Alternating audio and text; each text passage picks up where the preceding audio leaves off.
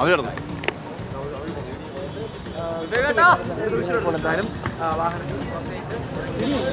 വീണ T നമുക്ക് അവിടെ കാണാം. HDFC ബാങ്കിലെ ലോക്കറിന്റെ പരിശോധന നടത്തിയത് വീണ ടിയുടെ സാന്നിധ്യത്തിലാണ്.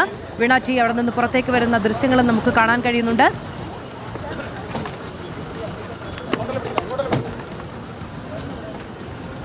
ഹരിമോഹൻ വിവരങ്ങളുമായി ചേരുകയാണ്. ഹരി, പരിശോധന പൂർത്തിയായി കഴിഞ്ഞോ? തീർച്ചയായിട്ടും പരിശോധന പൂർത്തിയായി കഴിഞ്ഞിരിക്കുന്നു. ഇപ്പോൾ ED ഉദ്യോഗസ്ഥർ മടങ്ങുന്ന കാഴ്ചയാണ് നമ്മൾ കാണുന്നത്. അല്പസമയം മുമ്പ് വീണയും HDFC ബാങ്കിന്റെ MG റോഡിലുള്ള ശാഖയിൽ നിന്ന് മടങ്ങിയിരുന്നു. അതായത് വീണയുടെ സാന്നിധ്യത്തിൽ തന്നെ ലോക്കർ തുറന്നുകൊണ്ടുള്ള പരിശോധനയാണ് ഏറെ നേരമാറ്റി ഇവിടെ നടന്നുകൊണ്ടിരുന്നത്. ഇപ്പോൾ ഉദ്യോഗസ്ഥർ ഇവിടെ നിന്ന് പൂർണ്ണമായിട്ടും മടങ്ങുകയാണ്. അതായത് CRPFന്റെ സുരക്ഷയോടുകൂടി ഏറെ കനത്ത സുരക്ഷയിൽ തന്നെ ഈ ബാങ്കിനകത്ത് നടന്നിരുന്ന വീണയുടെ ലോക്കർ പരിശോധനയാണ് ഇപ്പോൾ പൂർത്തിയായിരിക്കുന്നത്. വളരെ പ്രധാനപ്പെട്ട പരിശോധനയായിരുന്നു ഇതെന്നുള്ളത് നമുക്കറിയാം.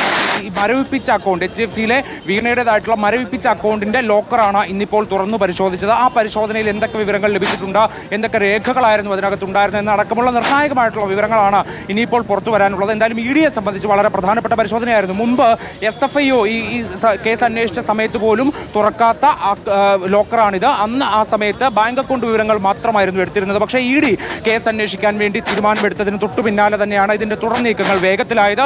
അവിടെയാണ് HDFCയിലെ വീണയുടെ അക്കൗണ്ട് ആദ്യം മരവിപ്പിക്കുന്ന നിലയിലെത്തിയത്. 1.5 ലക്ഷം രൂപ മാത്രമായിരുന്നു ആ അക്കൗണ്ടിൽ ഉണ്ടായിരുന്നത്. പക്ഷേ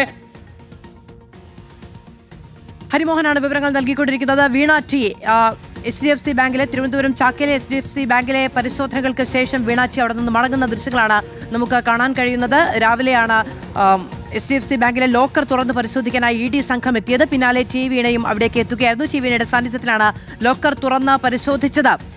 കഴിഞ്ഞ ദിവസം വീട്ടിൽ നടത്തിയ പരിശോധനയുമായി ബന്ധപ്പെട്ട് ചില രേഖകൾ കൂടി ലഭിക്കേണ്ടതുണ്ടായിരുന്നു. അത് കണ്ടെത്തുക എന്ന ലക്ഷ്യത്തോടു കൂടിയാണ് ED ഇപ്പോൾ ഈ കഴിഞ്ഞ ദിവസം ഫ്രീസ് ചെയ്ത അക്കൗണ്ടുമായി ബന്ധപ്പെട്ട ലോക്കർ തുറന്ന പരിശോധന നടത്തിയത്. നേരത്തെ പ്രതിപക്ഷ നേതാവ് പിണറായി വിജയനോട് പരിശോധനയുമായി ബന്ധപ്പെട്ട് ചോദ്യം ഉന്നയിച്ചപ്പോൾ അതിൽ നിന്ന് എന്തെങ്കിലും മഹാകാര്യം കിട്ടുമോ എന്ന് കണ്ടറിയാമെന്നുള്ളതാണ് പറഞ്ഞത്. ED പക്ഷേ രേഖകളുടെ സാന്നിധ്യമാണ് പ്രതീക്ഷിക്കുന്നത്.